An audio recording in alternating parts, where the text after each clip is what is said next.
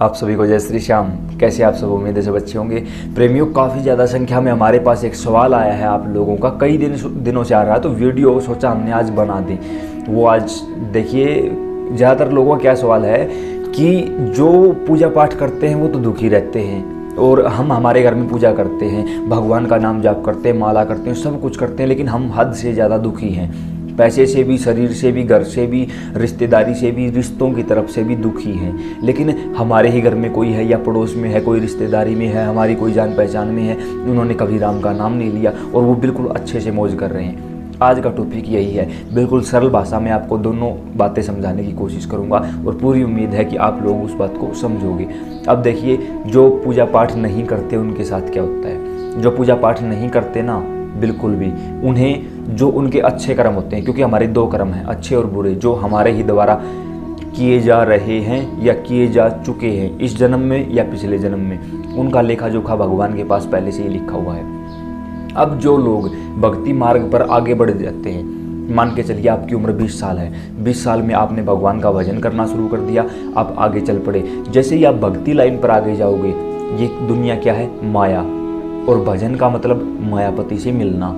इन दोनों के बीच का जो पुल का काम करता है वो भजन करता है। अब जब माया को छोड़कर आप मायापति की तरफ जाओगे तो माया तो अपना प्रभाव दिखाएगी। मायापति भी सोचेंगे कि चलो लेने दो परीक्षा माया को, अगर ये मेरा सच्चा अनन्य सेवक है तो माया की बातों में नहीं आएगा, चलता रहेगा। लेकिन अगर ये झूठा निकला या टूट जाता है या कुछ भी हो जाता है तो अच्छी बात है, ये मुझ तक नहीं पहुंच पाएगा, वहीं रहने दो इसको, फिर मेरी जिम्मेवारी ही खत्म।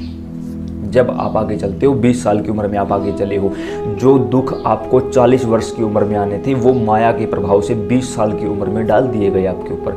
याद रखना, जब विपत्तियाँ आती हैं तो सारी विपत्तियाँ एक साथ इकट्ठे होकर आक्रमण करती हैं आपके ऊपर हर प्रकार से। वो आपको धन की समस्या बनाएंगी, शरीर की समस्या बनाएंगी, रिश्तेदारों से मुँह तोड़वा देंगी, हर किसी को नाराज़ कर देंगी, बनते बनते काम बिगाड़ देंगी। क्यों? क्योंकि ये माया का प्रभाव है। माया चाहती है कि आप उसको छोड़कर मायापति के पास न जाएं, वहीं अटका देगी आपको। अब अगर इसमें आप अटक जाते हो तो आपका कहीं कोई कुछ नहीं है। जो प्रेमी दुखी हैं, परेशान हैं इस समय, जो मेरी वीडियो को देख रहे हैं, गारंटी लेता हूँ आज ही भगवान का भजन करना छोड़ दो, आज ही अपने घर से मूर्तियों को उठाकर बाहर फेंक दो, आज के बाद कोई पूजा पाठ मत करना, कल से ही आपका जो समय है वो अच्छा शुरू हो जाएगा। गारंटी लेता हूँ इस बात की। पता है क्यों?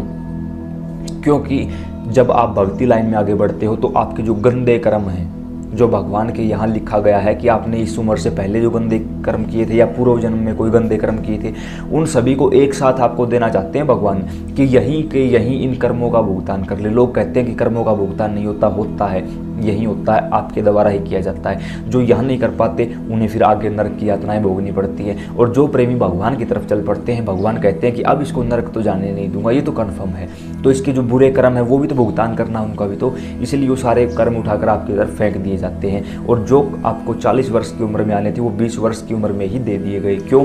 क्योंकि इस उम्र में हर प्रकार से हम एक्टिव होते हैं, हम उन चीज़ों को सहन कर जाते हैं, और जब सहन कर जाते हैं तो जब 40 वर्ष की उम्र आती है तब तक हम देखते हैं कि ठाकुर जी ने हमारी मौज कर दी है। जो इन सब चीज़ों से डर कर हट जाते हैं या भगवान का भजन नहीं करते, उन्हें सारे सुख एक साथ दिए जाते हैं। क्योंकि धर्मराज सोचते हैं कि तूने राम का नाम तो लिया नहीं, अब सारे सुख एक साथ भोग ले यहीं पे और यहीं रहे माया के चक्कर में, क्योंकि उसके बाद तुझे उठा के नरक में भी तो फेंकना है।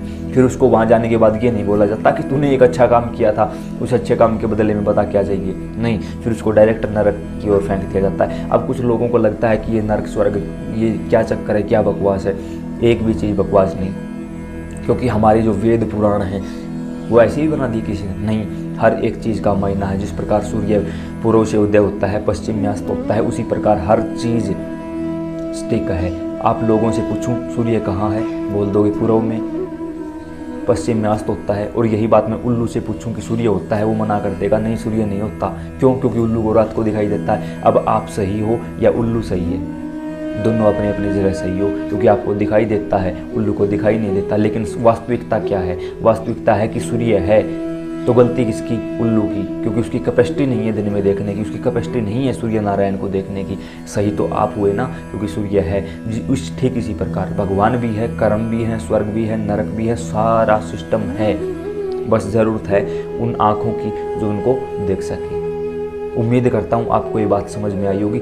भगवान की तरफ बढ़ते रहिए, एक एक कदम अपने धर्म को मजबूत करिए, सनातन धर्म को मजबूत करिए, आगे बढ़ते रहिए, भगवान की तरफ बढ़ते रहिए। जो दुख आने हैं ना वो जल्दी से आपको आ जाएंगे और जल्दी से वो दुख खत्म हो जाएंगे। ठाकुर जी हारने नहीं देंगे आपको। परेशान हो सकते हो, पराजित नहीं हो सकते। लिख कर देने के लिए तैयार हूँ, बस बने रहिए इस लाइन पर, आगे चलते रहिए, अन्य प्रेमियों को जोड़ते रहिए। हर रोज़ किसी न किसी एक प्रेमी को भगवान के बारे में बताया करो, किसी भी देवी देवता के बारे में बताया करो। उसी से ठाकुर जी आपकी श्रद्धा अनुसार आपको स्वीकार कर लेंगे। जय श्री श्याम।